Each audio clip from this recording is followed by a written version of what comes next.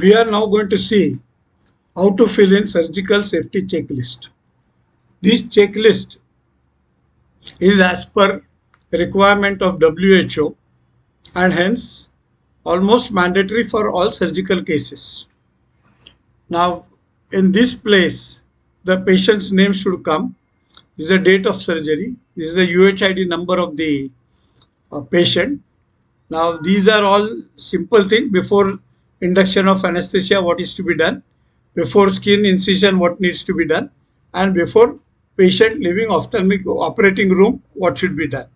This particular checklist is for the surgical patients. For ophthalmic patients, there is a different checklist. We'll send you that. We'll show it separately. Now here will be the name of the surgeon and his signature, name of the anesthetist and his or her signature, and name of the washed up nurse, name and signature. Make sure that these signatures are taken. Nothing has to be kept blank.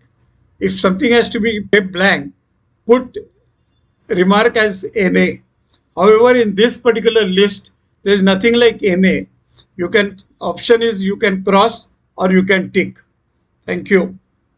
This video is brought to you by Team Guardgill for training purposes. For more such videos, please contact us. Thanks for watching.